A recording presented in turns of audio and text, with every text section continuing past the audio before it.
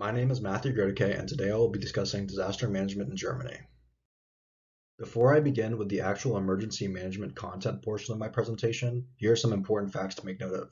Germany is the largest country in the European Union by population, with over 83 million people residing in it. Germany's GDP is the fourth highest on the planet, and as we learned earlier this semester, GDP tends to correlate highly with countries' abilities to manage disasters effectively.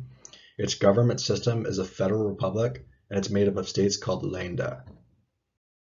Previously, the federal government was in charge of disaster management. However, this responsibility has shifted to each Länder. This change was made in order to match Germany's status as a federal republic and give more power back to the individual states. The federal government, similarly to the United States, cannot assist an individual state unless a state of emergency is declared. This encourages the bottom-up implementation pattern, which has proven to be more effective than the top-down pattern. In the last slide, I said that Germany uses the bottom-up implementation pattern, and this is usually true. However, this changes during times of war and times of peace. During times of peace, the country uses the bottom-up pattern, and during times of war, it uses the top-down approach. Some of the disasters that Germany is prone to are floods, storms, drops in temperatures, heat waves, droughts, earthquakes, and fires. With regards to the disasters they have planned for, Germany's plans all take an all-hazards approach, meaning that if a disaster is likely to occur, they're likely to have it planned for. Furthermore, hazard analyses are done every so often so that the country's plans stay up to date.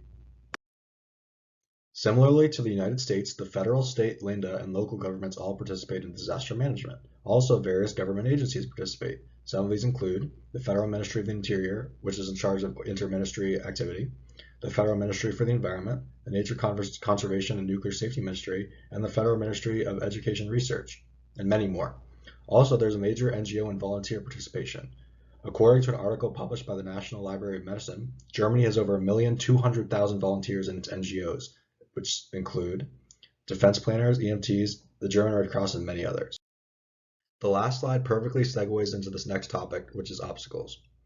Certainly, Germany possesses a very robust disaster management system with various levels of government that participate in disaster management relief, and that certainly is a strength.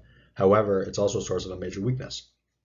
Given the number of agencies from various levels of the German government that participate in the recovery process, including NGOs that aren't a part of the government, communication can be difficult to maintain between all organizations. Ensuring that communication is clear is critical in order to provide the most efficacious disaster response, and this proves that even countries with strong institutions such as Germany do encounter problems that impede their ability to carry out their duties. Germany's current emergency management system was influenced by two major events that happened in the early 2000s. One of them was the terrorist attacks that occurred on 9/11, and the other was the German summer flood of 2002.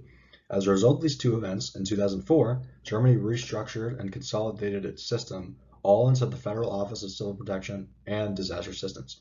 It became the sole provider of federal aid, and this system was devised to prevent disasters before they happen. Thanks for watching, that is all, and here are my references.